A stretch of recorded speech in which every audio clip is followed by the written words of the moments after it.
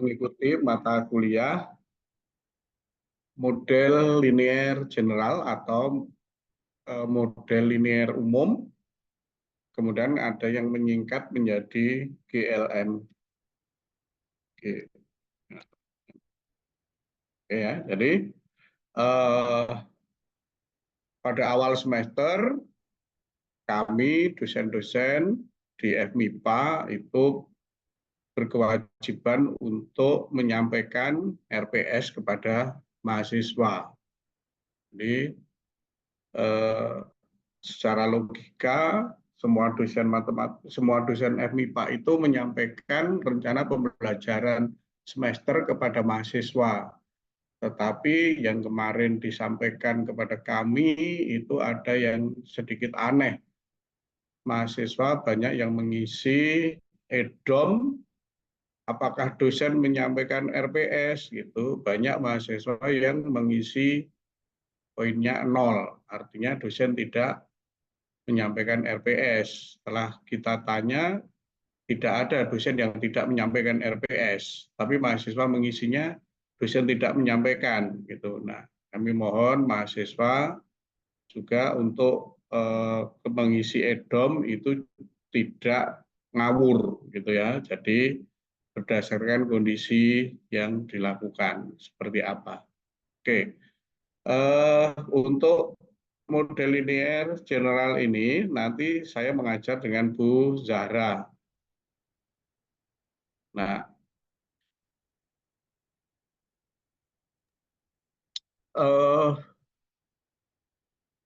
yang akan disampaikan apa gitu ya. Jadi saya langsung ke materi karena yang lain bisa Anda baca. Kita akan membicarakan secara garis besar. Yang pertama itu matrik dan vektor.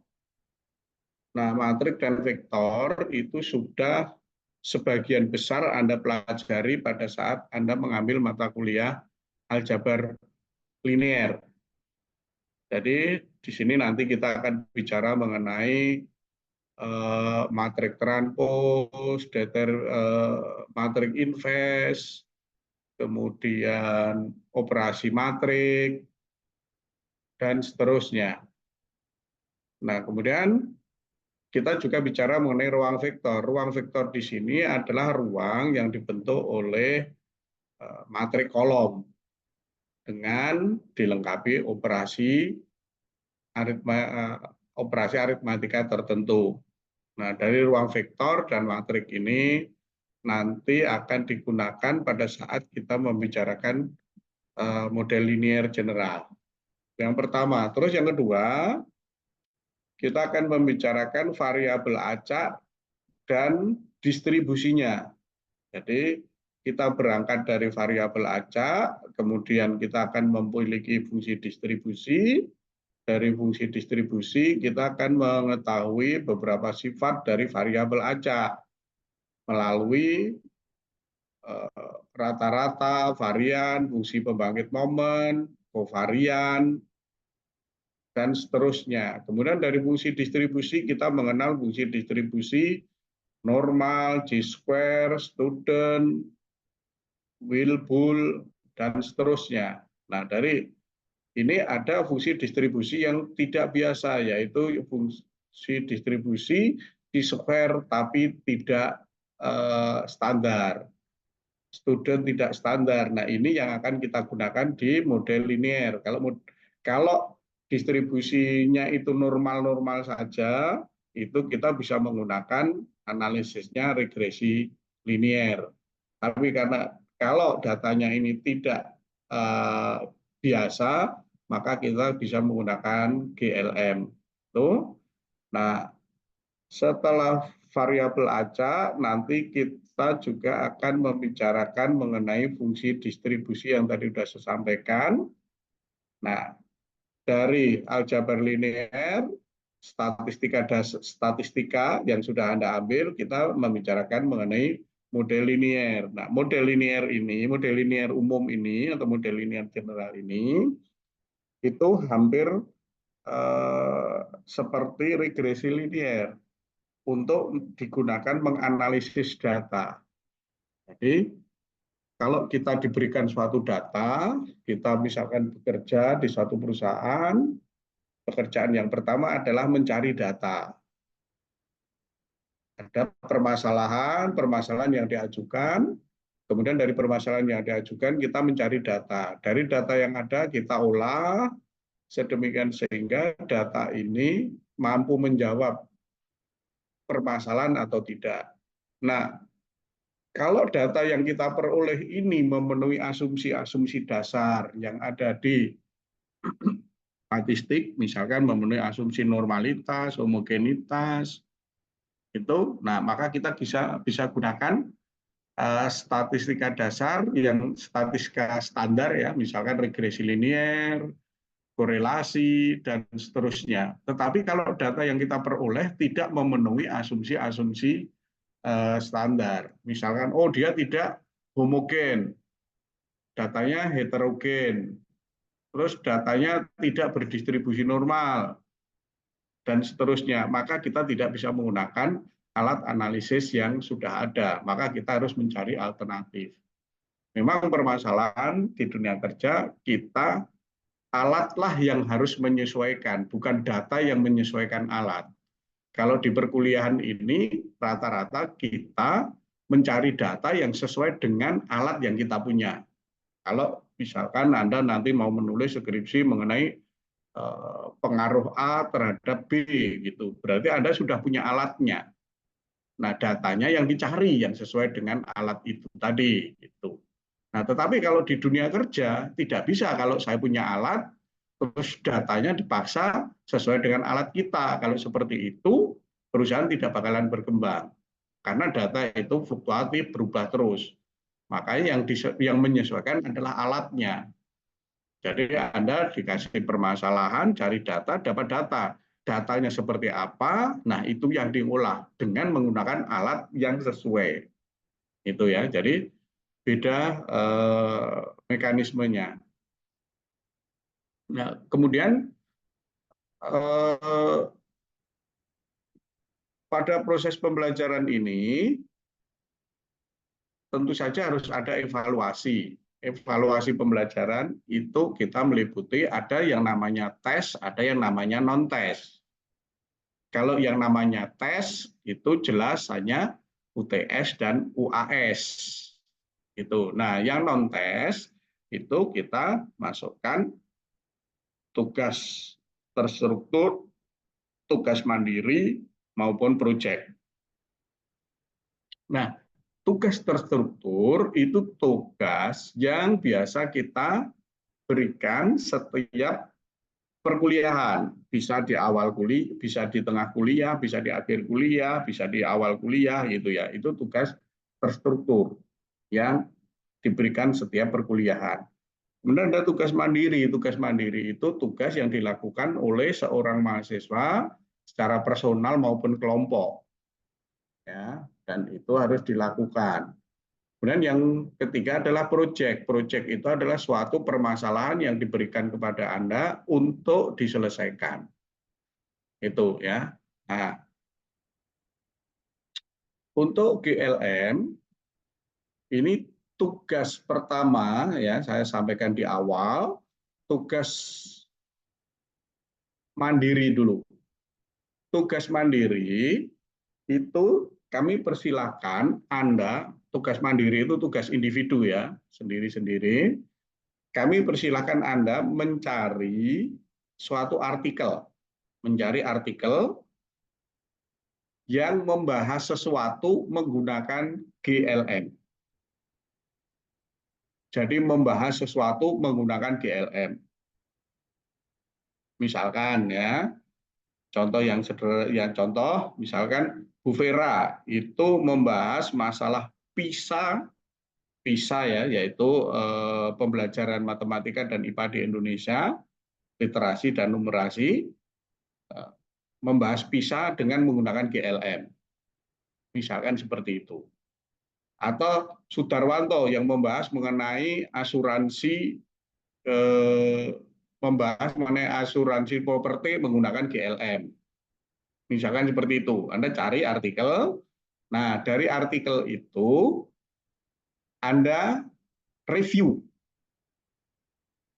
ya, Anda review, Anda baca, kemudian Anda lakukan analisis terhadap artikel tadi. Misalkan, artikel ini membahas apa sih? Terus, mengapa itu dibahas? Masalahnya apa sih? Bagaimana sudut pandang pembahasannya? Kesimpulannya apa? Prinsip untuk melakukan review itu sama seperti ketika kita menulis artikel, yaitu 5W1H. 5W and 1H. Ya, prinsipnya itu. Jadi, cari artikel, review. Itu ya. Nah, tugas ini berasumsi saya Anda nanti akan menulis skripsi. Karena menulis skripsi itu permasalahan utamanya yang dihadapi oleh mahasiswa tidak bisa menulis. Kenapa tidak bisa menulis? Karena kurang membaca. Gimana mau menulis kalau kurang membaca? Jadi dari membaca, review itulah menjadi Anda belajar menulis. Ya, belajar menulis dari membaca. Itu tugas mandiri, tugas individu. Ada pertanyaan? Untuk deadline-nya kira-kira apa, Pak? Anda kumpulkan ini katakanlah seminggu sebelum UAS deadline.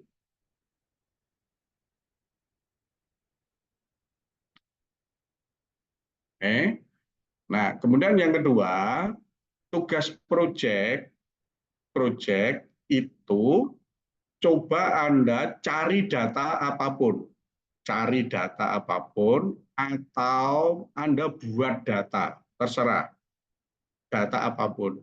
Kemudian coba Anda masukkan data itu di software yang membahas mengenai GLM. Coba Anda analisis data itu dengan GLM pakai bantuan software. Setahu saya R itu ada untuk GLM. Kalau SPS saya nggak tahu.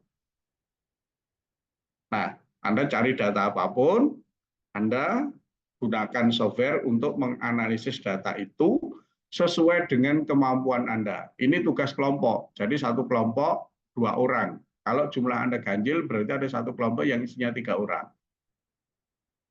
Ya, cari data apapun terserah. Analisis itu dengan GLM menggunakan software.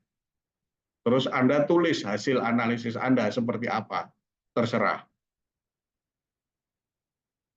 Ya, jadi ini betul-betul Anda mandiri, Anda mau menulis apa, seperti apa, datanya bagaimana, silahkan. Namanya project. Ya, tujuannya Anda mampu melakukan analisis data menggunakan GLM. Nah, ini Anda kumpulkan 3 minggu sebelum ujian akhir, nanti untuk presentasi.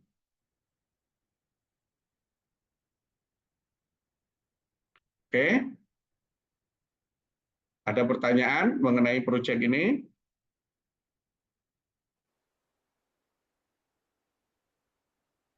Nah, ini komponen penilaiannya. Jadi tugas terstruktur, tugas mandiri, proyek itu semuanya 20%. Jadi saya pikir cukup fair kalau Anda mampu melakukan tugas terstruktur, tugas mandiri, proyek dengan baik, itu sudah jaminan Anda lulus. Jadi kelulusan Anda tidak 100% ditentukan oleh UAS maupun UTS. Ya. Oke. Ada pertanyaan mengenai apa yang harus dilakukan ini?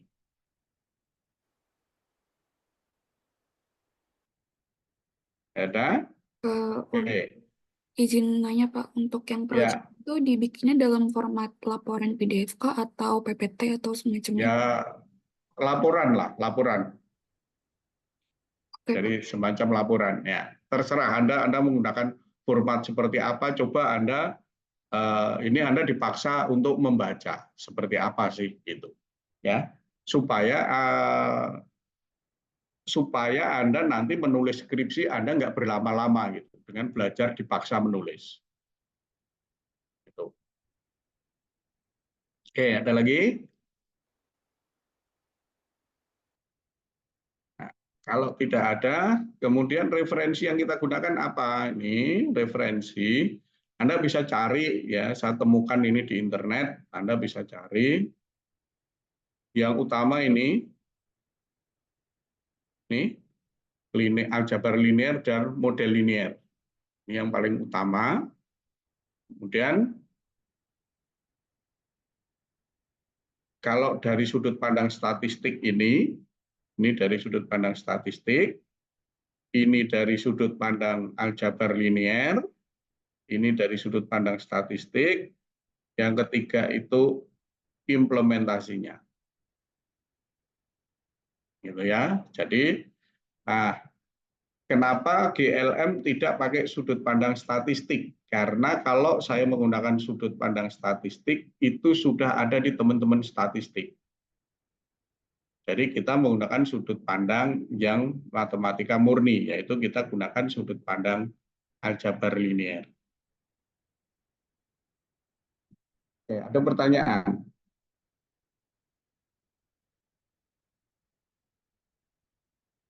Izin bertanya lagi Pak untuk project. Tadi teman-teman ada yang tanya selain software R, kira-kira software apa lagi yang bisa digunakan ya?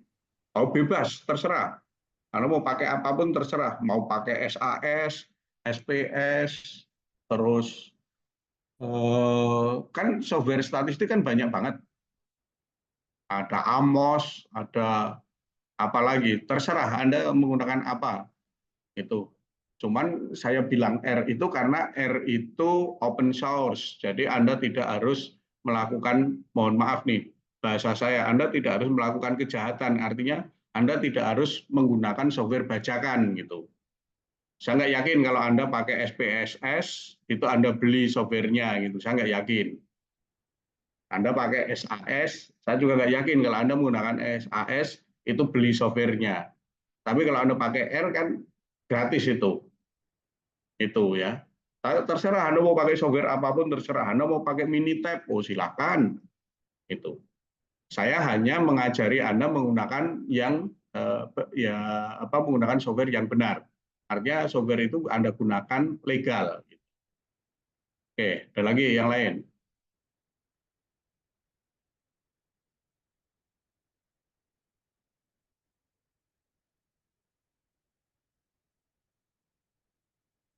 Oke, kalau nggak ada, oke, kita mulai mengenai materi kita.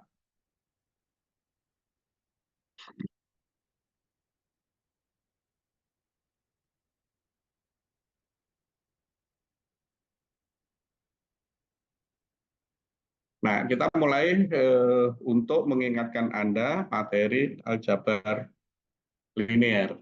Yang pertama kita bicara mengenai matrik dulu.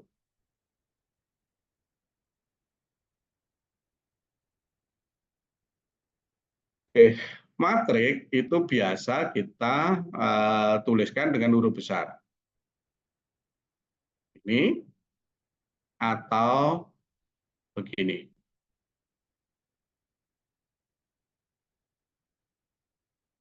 Itu. Nah, karena matrik itu berupa susunan angka-angka dalam baris dan kolom, maka banyaknya baris kita tulis dengan M, banyaknya kolom kita tulis dengan N. Itu ya. Jadi M ini baris, ini kolom. Itu ya. Nah,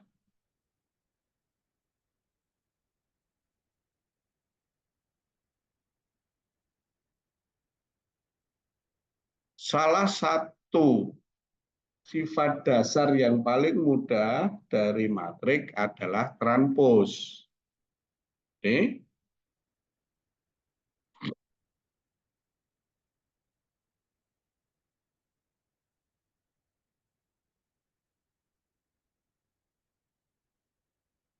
gimana terampil Magmatus? Kalau kita punya A ini sama dengan A IJ, itu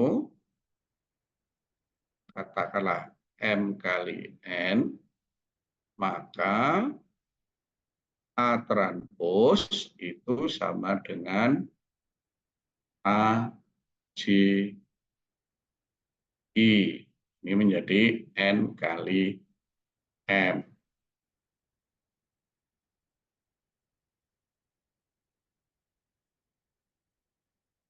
Oke. Nah, artinya apa? Kalau transpos itu berarti matrik baru yang diperoleh dari matrik lama dengan cara di matrik lama yang tadinya merupakan baris, di matrik baru menjadi kolom.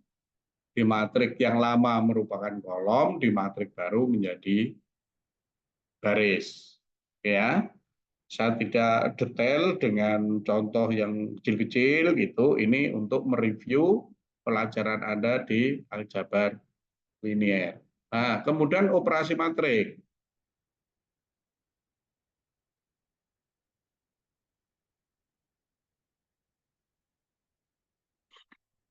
Yang pertama itu paling mudah yaitu penjumlahan dan pengurangan. A ditambah B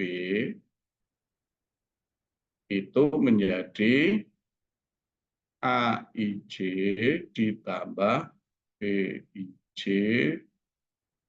itu sama dengan M kali N. Nah, kalau ini dikurangi sama. Itu. Ya.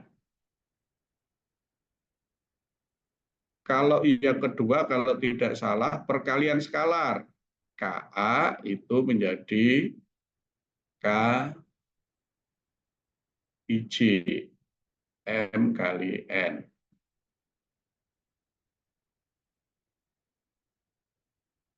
Oke, itu saya yakin Anda kalau aljabar linier sudah ngambil nggak bakalan lupa. Nah, berikutnya sudah sedikit rumit. Yang ketiga itu kalau perkalian. Misalkan A kali B itu sama dengan C. Tuh, ya. A kali B sama dengan C. Nah, maka CIJ itu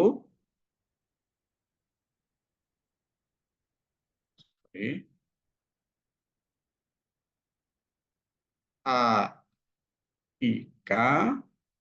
BKJ.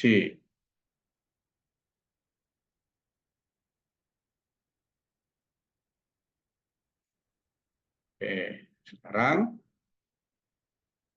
di sini A-nya itu M kali P, B-nya itu P kali N, C-nya M kali N. Jadi K-nya di situ 1 sampai P. Nah, jadi pada perkalian matrik, satu elemen ini, C, sebagai hasil ini merupakan perkalian baris dan kolom.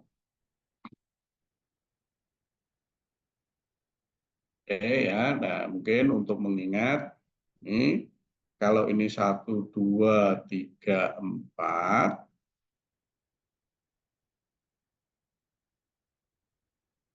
ini 5, 6, 7, 8, maka matrik yang baru diperoleh. Yang ini kan 1 kali 5 ditambah 2 kali 7. Terus yang ini 1 kali 6 ditambah 2 kali 8. Ya ini berapa? 3 kali 5 ditambah 4 kali 7. Ya, jadi 3 kali 6 kali ya. Ya, ditambah 4 kali 8. Anda lihat bahwa ini ya, ini kan merupakan perkalian dari baris, kolom, baris, kolom. Itu ya. Nah, untuk mengingatkan ini hasil perkalian. Nah, secara umum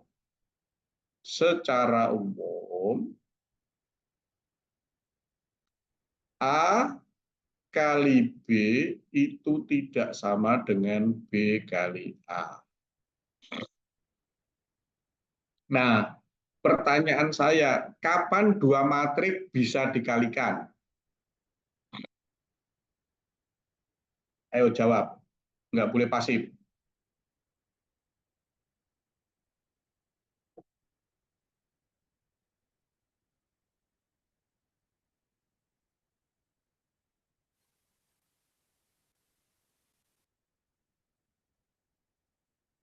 Ya, kapan dua matrik bisa dikalikan? Hah?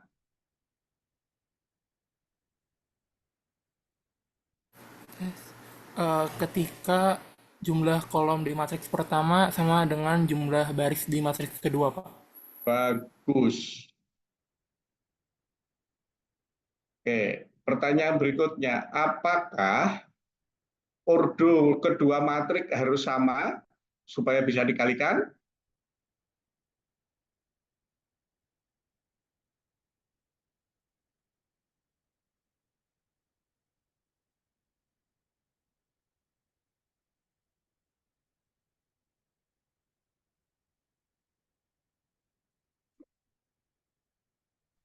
Tidak, Pak. Tidak. Oke, karena tadi dikatakan banyaknya kolom matrik pertama sama dengan banyaknya baris. Jadi kalau kedua matrik ordonya sama tentu saja bisa dikalikan, tidak sama juga bisa dikalikan dengan syarat yaitu banyaknya kolom matrik pertama sama dengan banyaknya baris matrik kedua. Oke, ya ini perkalian. Nah, secara umum, kalau kita berbicara di matematika, ada operasi aritmetika, ada penjumlahan, pengurangan, perkalian. Kenapa pembagian matrik itu tidak ada, dalam tanda kutip tidak ada. Nah, secara umum, operasi penjumlahan dan pengurangan itu disebut invers dari perkalian.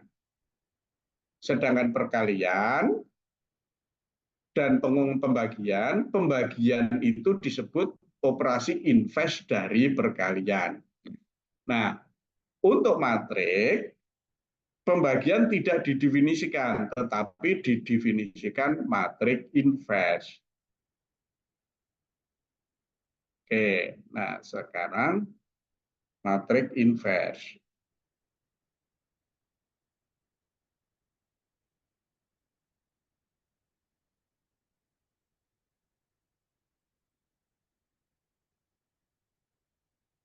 A, oke, sorry, sebelum ke invers, saya lupa jenis-jenis matrik dulu.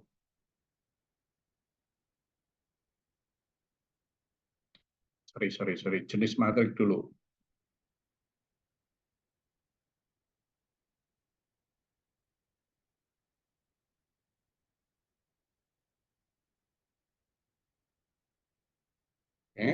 Jika satu matrik persegi, ini artinya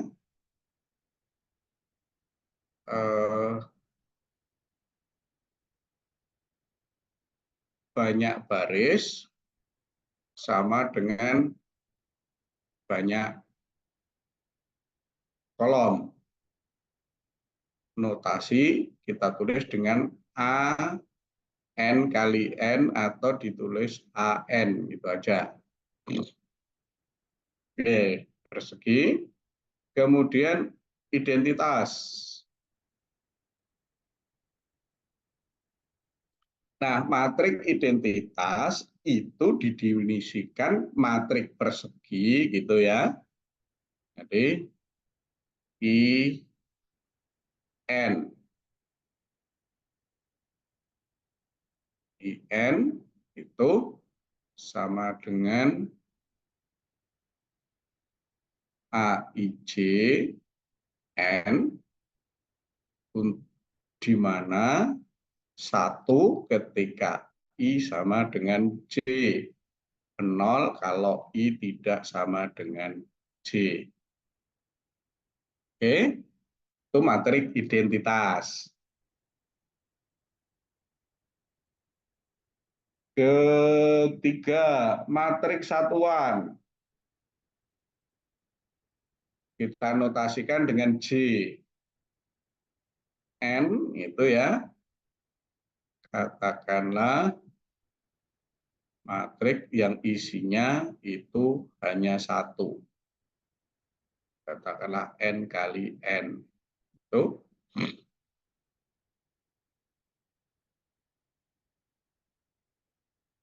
Ada juga matrik idempoten, nilpoten gitu ya. Oke, yang idempoten, nilpoten kita tinggal dulu.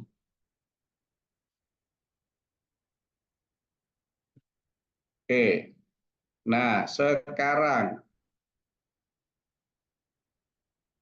ingat ya, tes IN transpos kali IN sama dengan apa?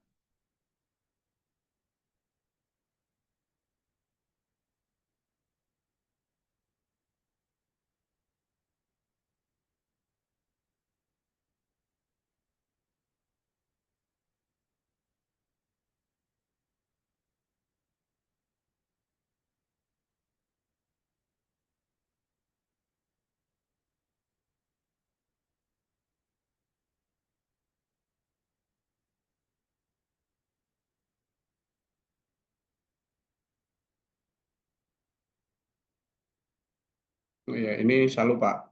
Sorry. Di sini lupa lagi yang keempat. Ini matrik apa ya namanya? Mat kolom satuannya.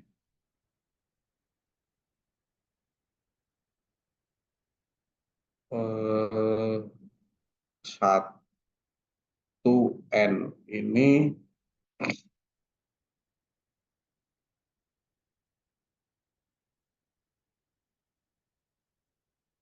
matrik 1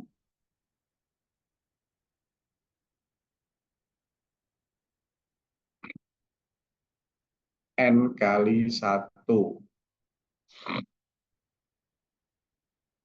Kemudian yang kelima matrik 0.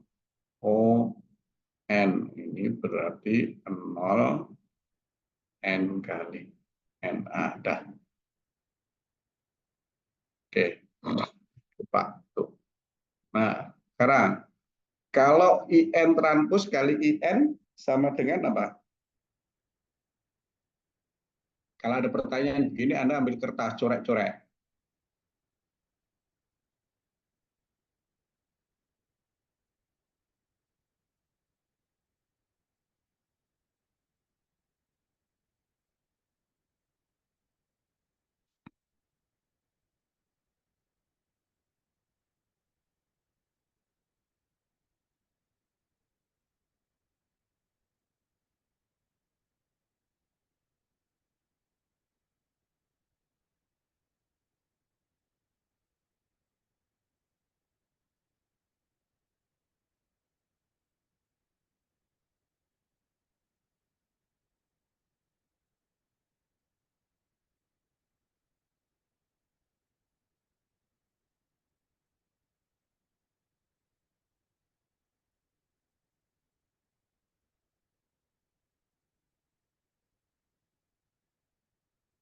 Oke, coba.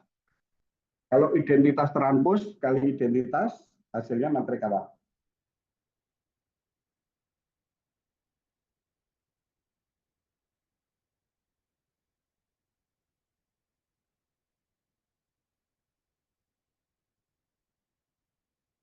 Ada yang bisa?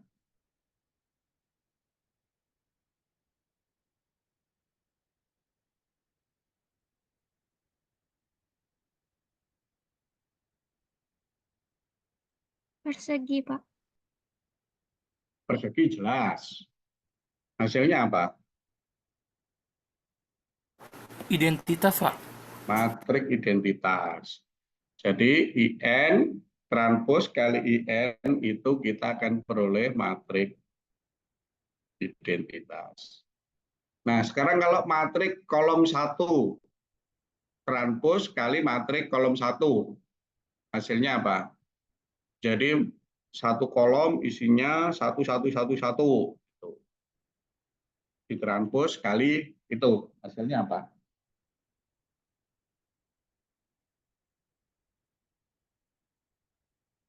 Satu, Pak. Ya enggak lah.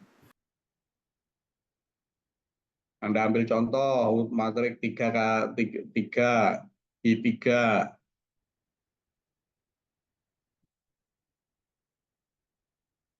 Kalau 1, 3 itu kan berarti begini.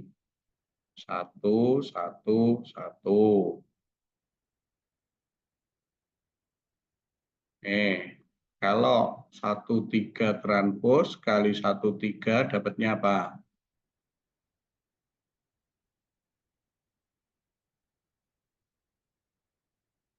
Dapatnya 3, Pak. Dapatnya 3. Nah kalau ini dapatnya apa? N. N. Kalau saya balik, IN kali IN transpos, dapatnya apa?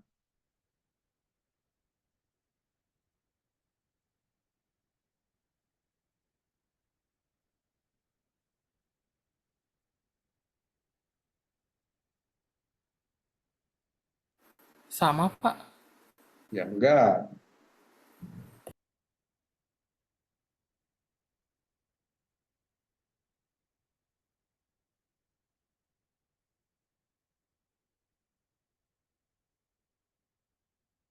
Ini dibalik.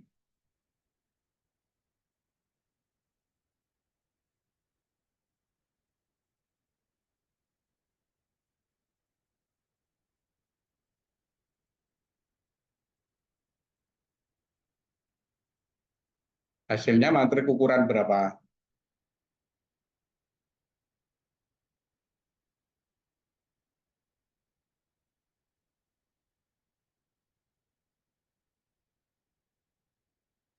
N kali N bukan, Mbak? N kali N. Jadi diperolehnya matrik apa kalau begitu? N Matriks kali N persegi. isinya 1, 1 semua. Jadi sama dengan JN. Nah, sekarang, sorry. Kalau JN transpos kali JN, dapatnya apa? JN itu matriks satuan.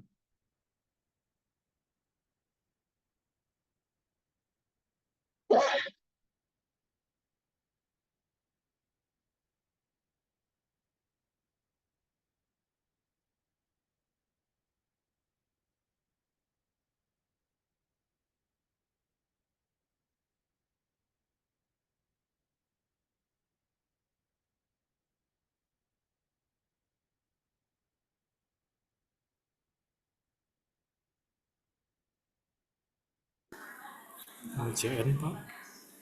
Ya? JN, Pak. Enggak lah. Kamu bikin contoh J3 transpos kali J3. Dapatnya berapa?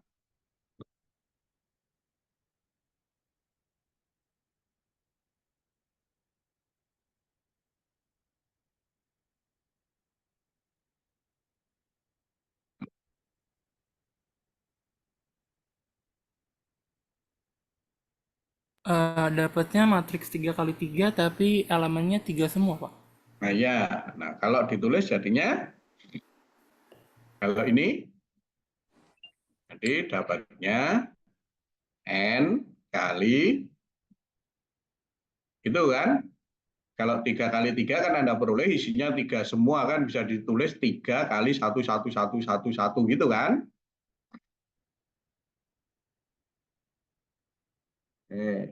Jadi berpikirnya jangan masih seperti kayak anak SMA, Anda harus berpikir taktis. Itu matrik yang nanti banyak kita pakai itu soalnya. Yang sekarang itu matrik diagonal. Yang ke berapa ini tadi matrik khusus? Ya udah, kita tidak masukkan dalam khusus.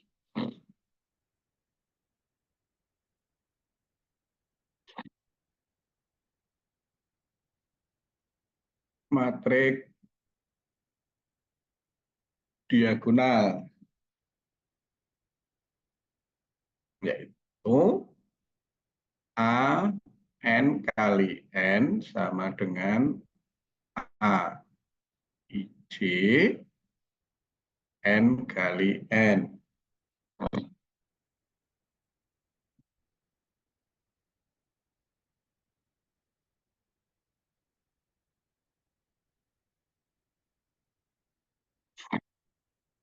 Itu suatu matrik AIJ tidak 0 kalau I sama dengan J.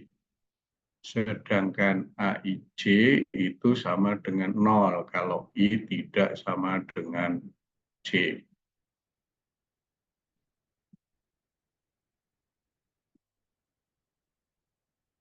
Oke. Jadi matrik diagonal, matrik yang semua elemen diagonal utamanya tidak 0. Tidak harus, boleh saja sih 0 sih. Sorry, berarti saya salah bikin ini. Sorry, karena boleh saja dia 0. Jadi, sorry, salah. Saya bikin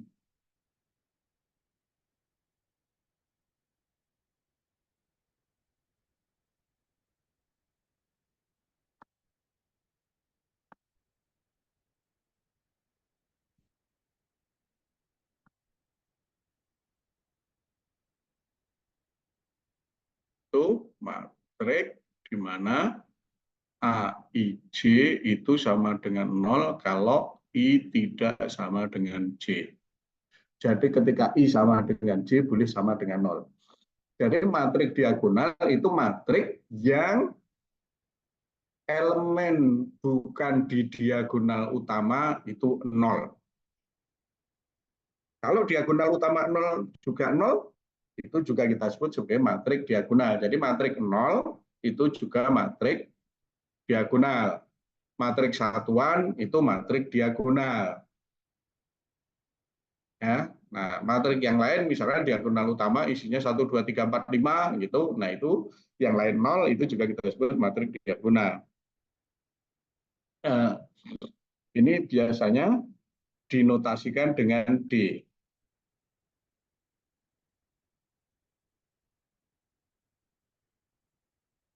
Ya, diagonal. Oke, nah nanti akan kita gunakan di dalam partisi matrik. Oke, nah sekarang matrik invers.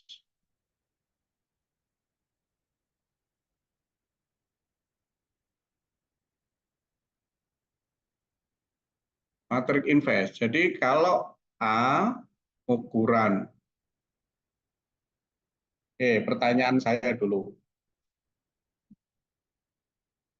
Syarat suatu matrik mempunyai invers apa?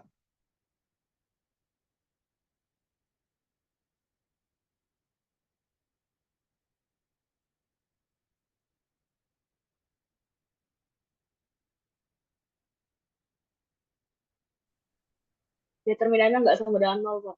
Determinannya tidak 0. Matrik yang tidak persegi bisa punya invers? Enggak. Nggak bisa, Pak. Enggak bisa. Jadi matrik yang punya invers hanya matrik persegi.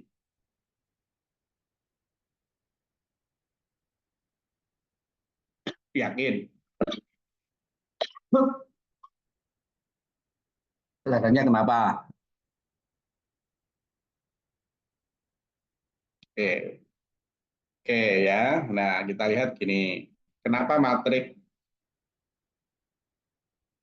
itu harus matrik persegi.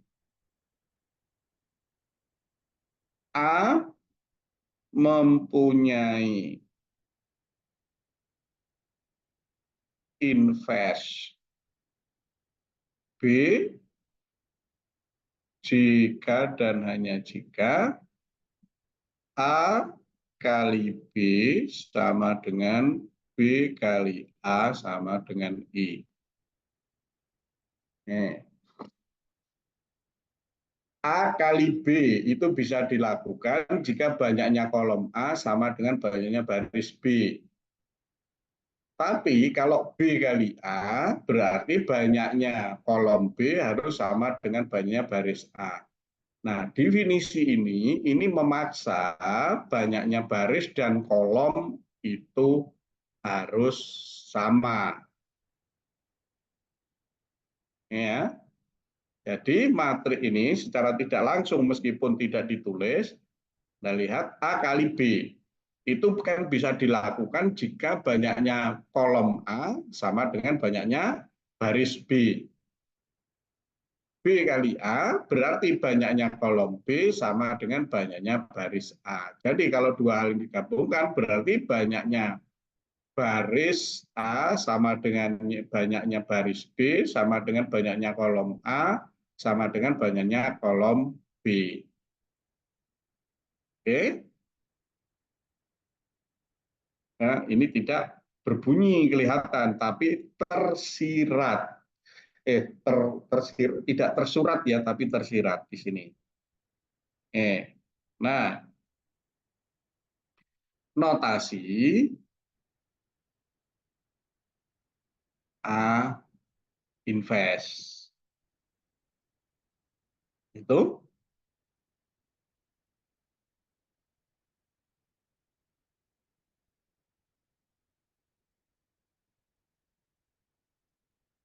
nah coba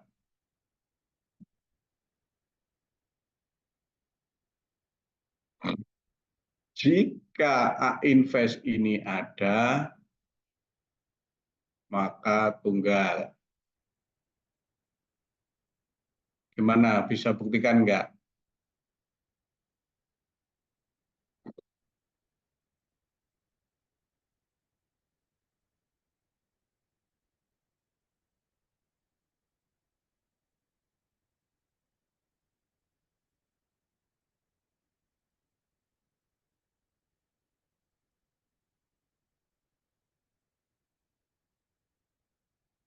Yuk, ada yang bisa jawab.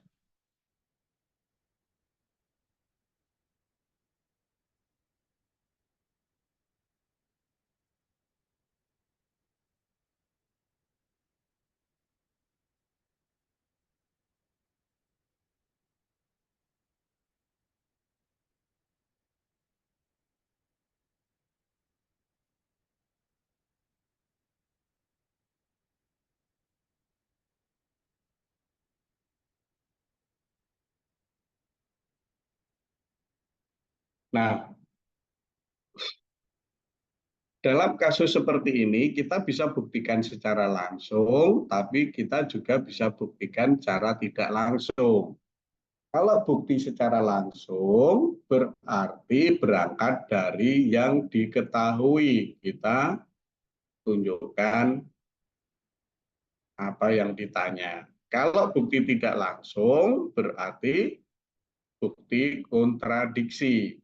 Kita mulai dengan dari yang diketahui, kita lakukan sesuatu sampai ketemu yang kita temukan itu bertentangan dengan yang diketahui. Nah, kalau secara matematis, kalimat yang khas membedakan apakah ini bukti langsung atau bukti tidak langsung adalah penggunaan kata misalkan dan andaikan. Kalau di dalam bahasa Inggris itu let and suppose. Kalau kita menggunakan kata let atau misalkan berarti buktinya bukti langsung. Sedangkan kalau kita menggunakan kata andaikan atau suppose itu bukti tidak langsung atau bukti dengan kontradiksi. Ya, itu Anda ingat di mata kuliah matematika dasar. Nah, sehingga kalau saya buktikan dengan bukti langsung, kalau misalkan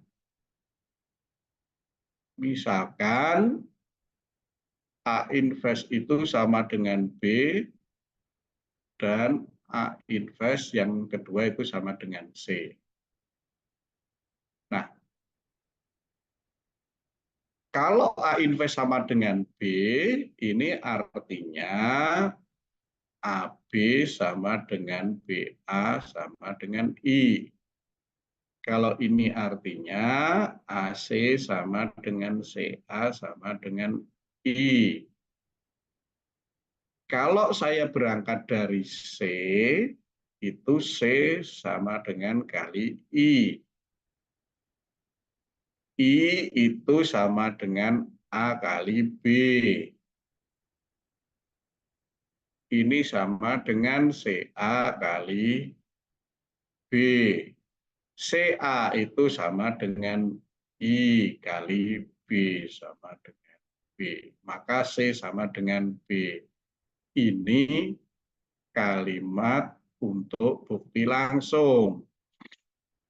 Kalau menggunakan bukti tidak langsung, andaikan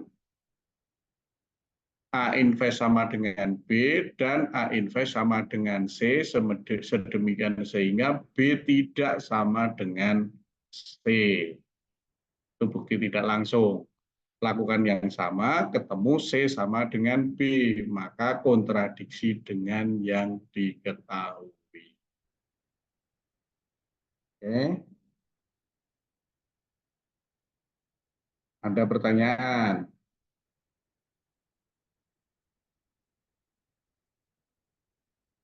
Sekarang coba Anda buktikan.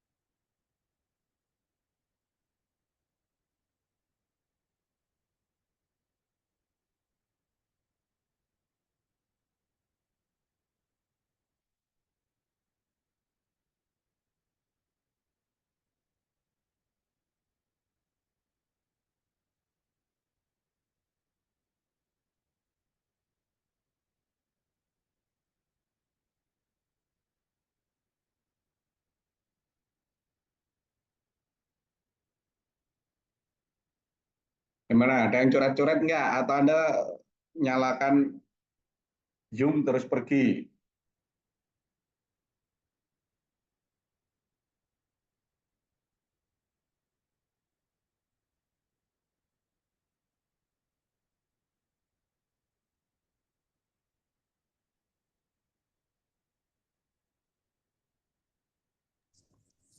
Izin Pak. Ya. Untuk buktinya Hmm. kita bisa pakai seperti cara yang tadi. Hmm. Coba, Mungkin kita bisa coba kamu dikte, saya tulis gimana? eh,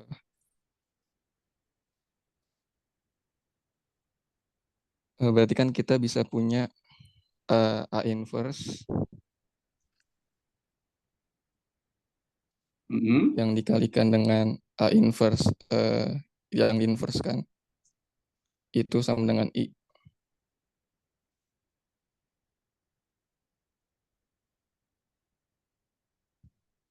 Dari sifat identitas. Kemudian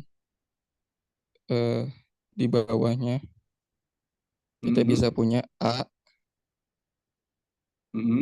itu sama dengan A dikali I itu sama dengan dari yang di atas kita tahu kalau I itu juga sama kayak A inverse dikali A inverse yang di inverse kan. Sehingga kita punya tadi sama dengan A dikali A inverse. Mhm. Dikali A inverse yang diinverskan. Oke. Oke, kalau saya tulis gini.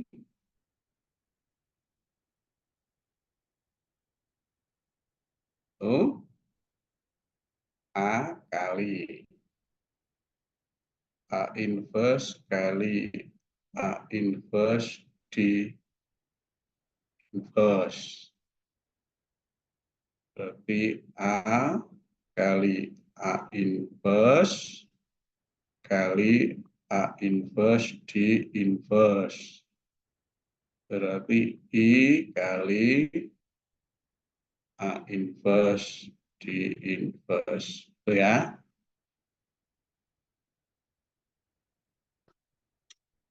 Oke. Nah,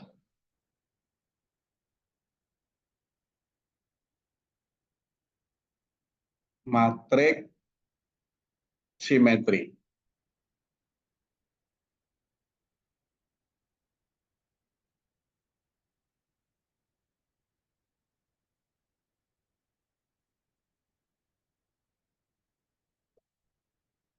Disebut simetri jika dan hanya jika AIJ sama dengan AJI atau A transposnya sama dengan A.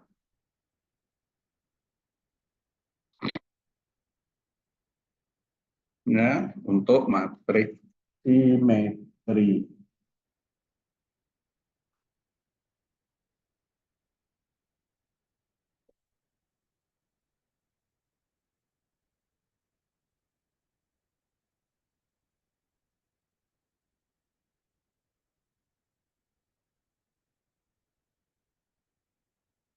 Oke.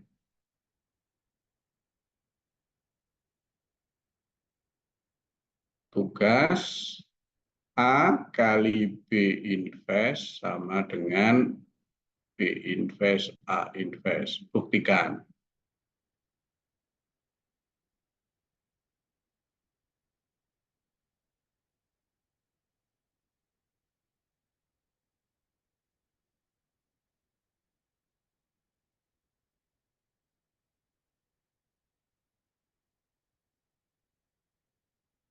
Bahwa A kali B transpos itu sama dengan B transpos A transpos. Oke. Lanjut, yang disebut dengan trace matrik.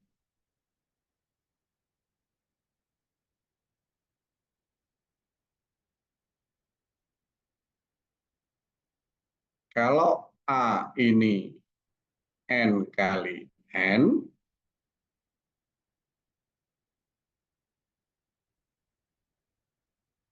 maka trace dari A itu adalah jumlah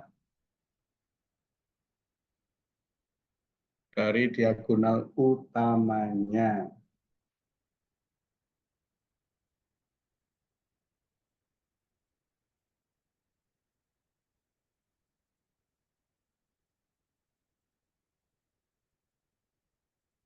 Kalau A ini 1, 2, 3, 4, 5, 6, 7, 8, 9, maka trace A-nya berapa?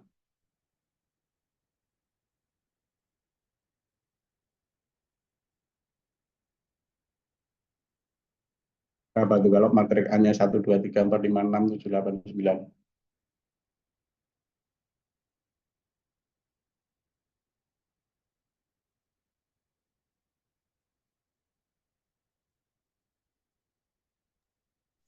Lima belas, Pak. 15. Oke, berarti kan sama dengan 1 tambah 5 tambah. Oke. Sifat-sifat sifat-sifat trace.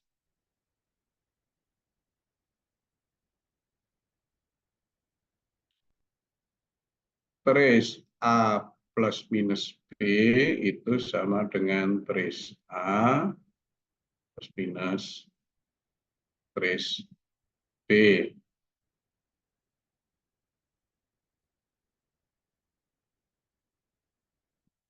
Trace A transpose sama dengan trace A.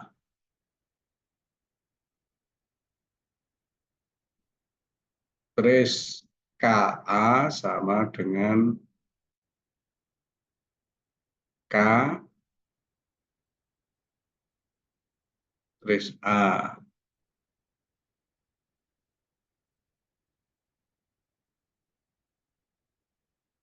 Trace A kali B sama dengan trace B kali A.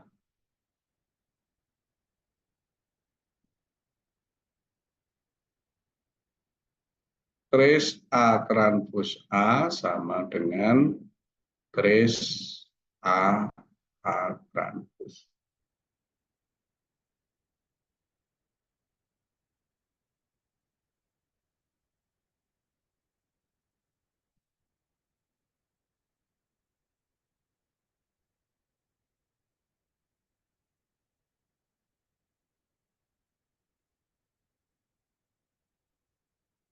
Oke, ini matrik ya, belum selesai, belum seluruhnya, bukan belum selesai, belum seluruhnya. Kita sekarang introduction ke ruang vektor.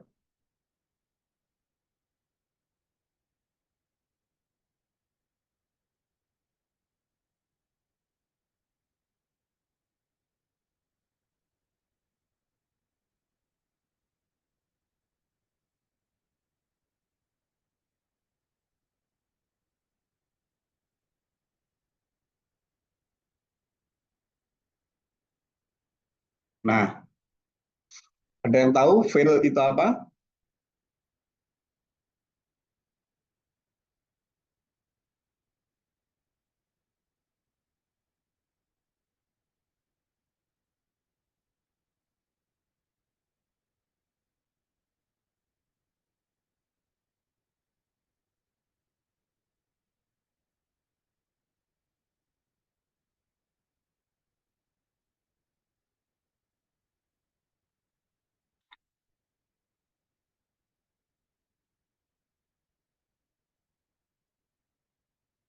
Anda sudah mengambil struktur aljabar atau aljabar abstrak? Baru ngambil Pak di semester ini. Analisis real?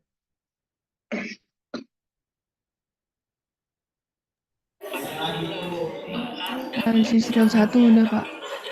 Analisis. Nah, di analisis real itu kan dikatakan bahwa R itu membentuk field. Nah, ingat nggak tuh? Field itu apa?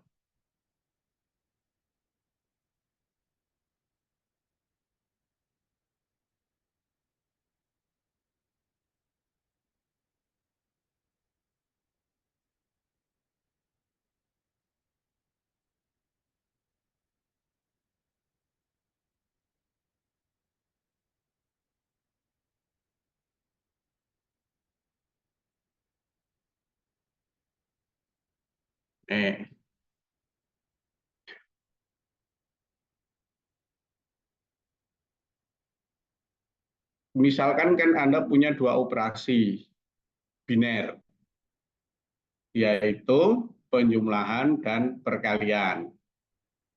Oke. Sekarang, pada operasi penjumlahan, katakanlah semesta pembicaraannya bilangan asli.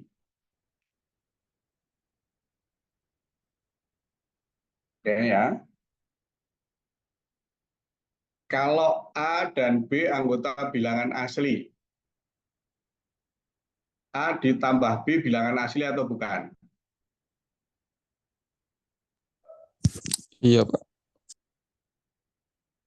Kalau operasinya perkalian, A kali B bilangan asli atau bukan? Iya, Pak. Oke. Sekarang ada tidak elemen bilangan asli sedemikian sehingga kalau di operasi penjumlahan, bilangan tersebut ditambah dengan bilangan sembarang sama dengan bilangan sembarang. Ada tidak?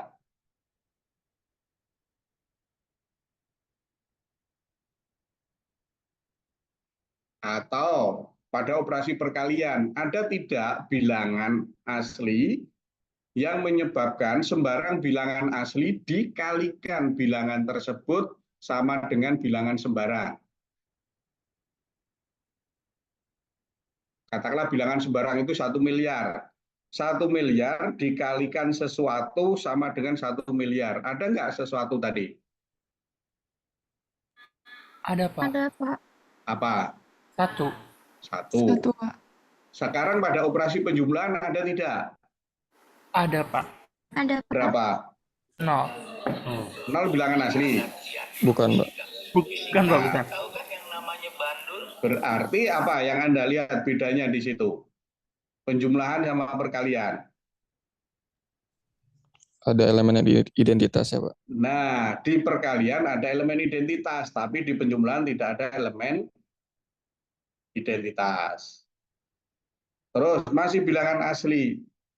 Kalau A dan B bilangan asli, A dibagi B bilangan asli atau bukan? Belum tentu, Pak. Belum tentu, bagus. Kalau A dan B bilangan asli, A dikurangi B bilangan asli atau bukan? Belum tentu juga, Pak. Belum tentu juga. Nah, bilangan asli itu bukan atau tidak membentuk fiil. Sekarang coba kalau kita berangkat dari bilangan real. Ambil 2 bilangan real. Pada operasi penjumlahan dulu. Kalau A bilangan real, B bilangan real. A ditambah B bilangan real atau bukan? Iya, Pak. Ya, sifat bahwa kalau A, B bilangan real, maka hasil operasi aritmetikanya A ditambah B ataupun A kali B itu anggota bilangan real, kita sebut sebagai sifat tertutup. Ini tertutup. Yang kedua, kalau A, B, dan C bilangan real, maka A ditambah B ditambah C itu sama dengan A ditambah B ditambah C atau bukan? Atau berbeda?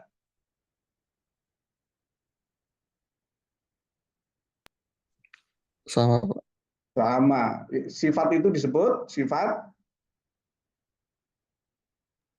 Asosiatif, Pak. asosiatif. Oke, udah 2 ya, tertutup, asosiatif. Sekarang yang ketiga, di bilangan R atau ada elemen 0 atau 1. Sehingga kalau A ditambah 0, itu sama dengan 0 ditambah A, sama dengan A. Kalau perkalian A kali 1 sama dengan 1 kali A sama dengan A. 0 atau 1 disebut elemen Identitas. identitas. Oke. Yang berikutnya, yang keempat. Kalau operasinya penjumlahan, A ditambah dengan negatif A itu sama dengan 0. Sama dengan negatif A ditambah dengan A. Kalau perkalian, A dibagi A sama dengan 1, maka 1/A itu merupakan inverse dari A. Negatif A disebut inverse dari A untuk operasi penjumlahan. 1/A disebut inverse dari A untuk operasi perkalian. Sehingga tadi kita kumpulkan ya, kalau mempunyai sifat tertutup, asosiatif, ada elemen identitas, ada elemen invest, itu kita sebut grup.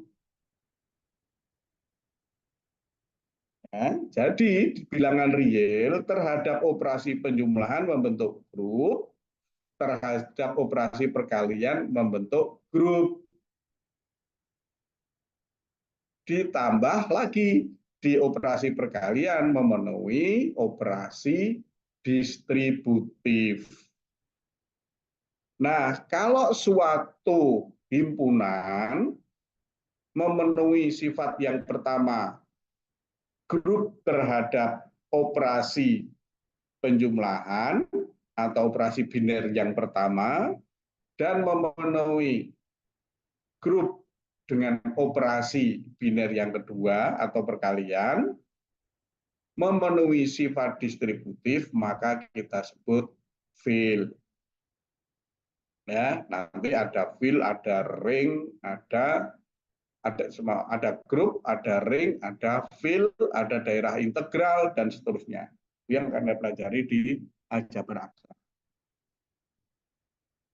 Nah, kalau F ini field, katakanlah A1, A2 sampai AN ini anggota F, tuh,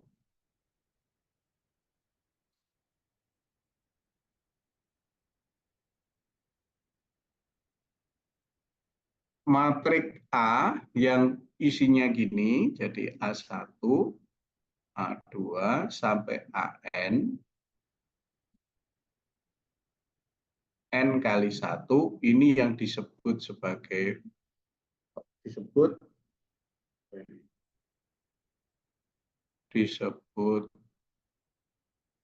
vektor N kali 1.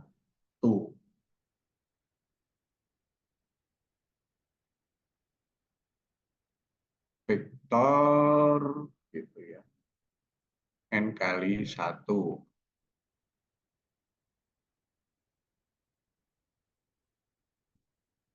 Atau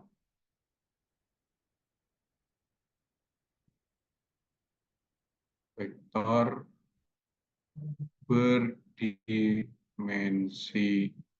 N kali 1.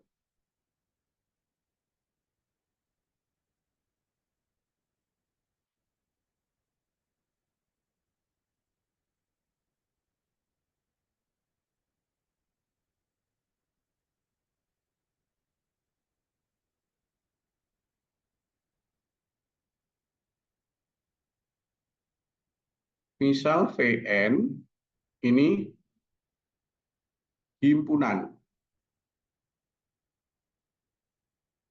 vektor berdimensi N kali 1.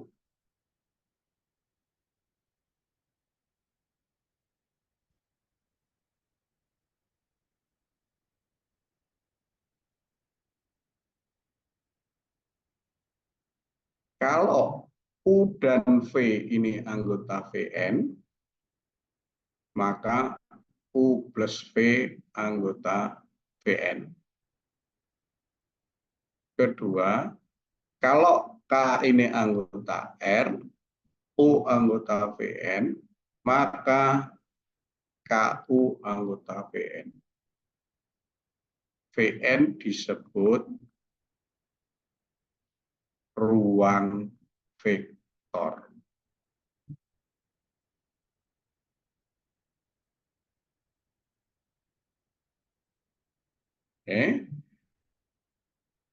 Kalau katakanlah UN dan Vn ini ruang vektor, sedemikian sehingga UN ini subset dari Vn, UN disebut sub ruang vektor.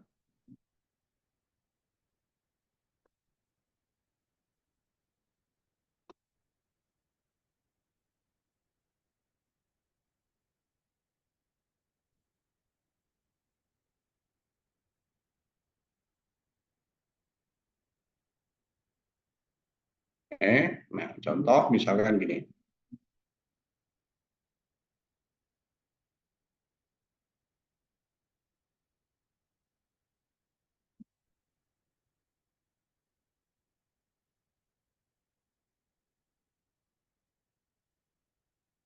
Oke, X sama dengan X1, X2, X3,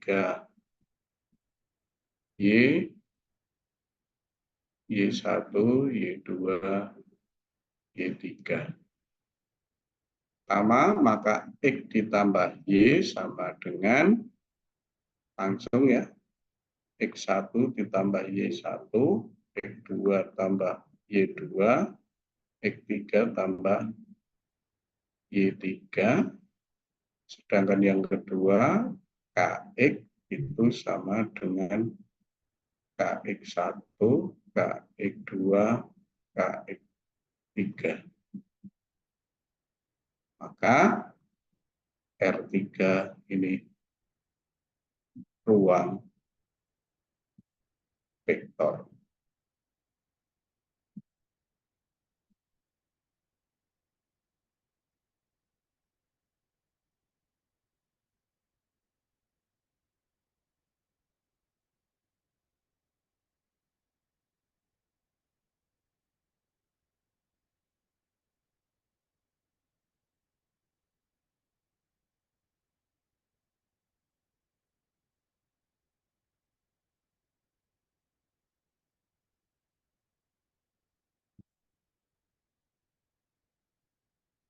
Oke, nah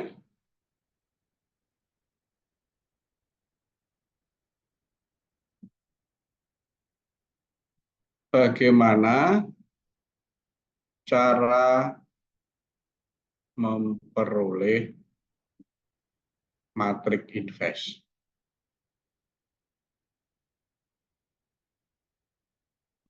Oke.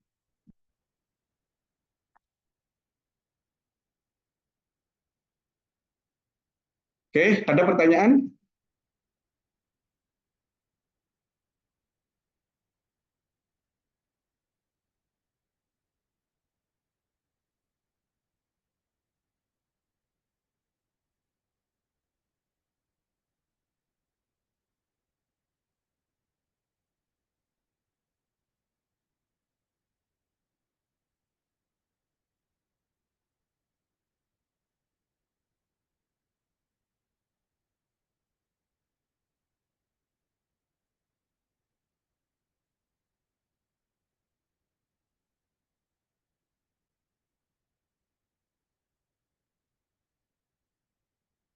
Oke, kalau nggak ada, saya kira untuk pertemuan pertama ini saya cukupkan sekian. Nanti kita lanjutkan berikutnya. Mudah-mudahan nanti media atau classroom-nya kita siapkan. Ada pertanyaan nggak? Nggak ada? Pak, untuk materi PPT terus-terusan ini bisa dibagikan ke kami tidak ya? Ya, nanti kita lihat, kita buat Zoom Google Classroom-nya, nanti saya taruh di situ. Ya. Maaf, bertanya Pak. Ya, ada lagi? Apa? Tugas-tugas ini dikumpulkannya kapan Pak? Itu tugas nanti ditaruh di Google Classroom aja. Oke, baik Pak. Terima kasih. Ya. Ada lagi yang lain? Nah, ini untuk introduction ya. Jadi introduction itu baru kita mereview secara singkat itu matrik dan ruang kolom. Kita belum berbicara di sini yang namanya rank matrik. Kita belum berbicara mengenai partisi matrik. Kita belum berbicara mengenai invest matrik, invest umum maupun invest kondisional. Itu kalau matrik.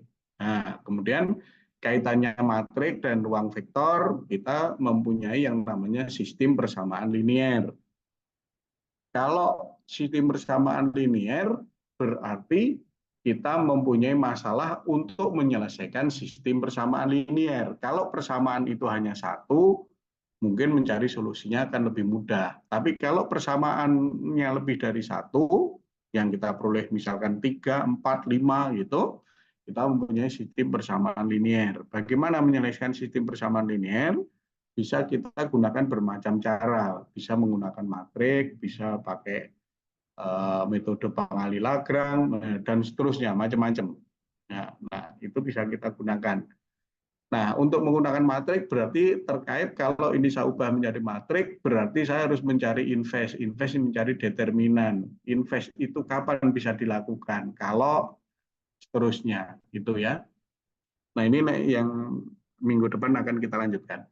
Jadi, mungkin pertemuan sampai ke pertemuan ketiga itu kita masih berkutat untuk mereview atau ada materi baru dari aljabar linear. Ya, mungkin terkait dengan partisi, kemudian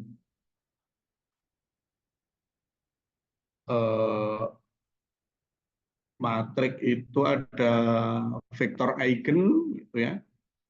Kemudian ada rang, kemudian oh ya, kalau SPL tadi sistem bersamaan, tapi sistem persamaannya tidak linear. Kalau sistem persamaan linear solusinya mungkin kita hanya melihat sepintas ya lebih mudah gitu. Nah, kalau persamaannya tidak linear, pangkat 3, pangkat 4, pangkat 5 dan seterusnya. Bagaimana cara solusinya? Kalau di kalkulus saya punya Y sama dengan Fx, itu saya bisa cari solusinya dengan melakukan derivatif. Pertama untuk menemukan titik kritis, derivatif kedua untuk mengecek optimasinya. Nah, kalau sistem persamaannya non-linear, apakah kalkulus yang tadi, metode kalkulus masih bisa kita gunakan atau tidak? Nah, kalau kita bisa, berarti kita akan berbicara mengenai matrik yang isinya adalah elemen-elemen derivatif atau elemen integral dari suatu sistem persamaan. Nah, kalau derivatif berarti kita nanti akan berbicara misalkan matrik Hessian, matrik Leontief, itu yang banyak dipakai di matematika ekonomi. Kemudian kalau integral, ini akan berbeda lagi karena integral tidak otomatis anti turunan. Apakah suatu fungsi yang integrable itu derivable dan seterusnya. Nanti kita bahas ini kaitannya dengan matrik dan ruang vektor. Nah, kenapa ruang vektor? Karena kita bisa melihat ruang vektor itu matrik satu kolom. Itu ya. Jadi kita bicara matrik panjang lebar. Nah, kalau kita bicara ruang vektor, kita bicara mengenai ruang matrik yang matrik satu kolom. Saya kira itu, nanti kita lanjutkan minggu depan. Terima kasih. Assalamualaikum warahmatullahi wabarakatuh. Waalaikumsalam Terima warahmatullahi kasih, Pak. Terima kasih, Pak. Terima kasih, Pak. Sama-sama.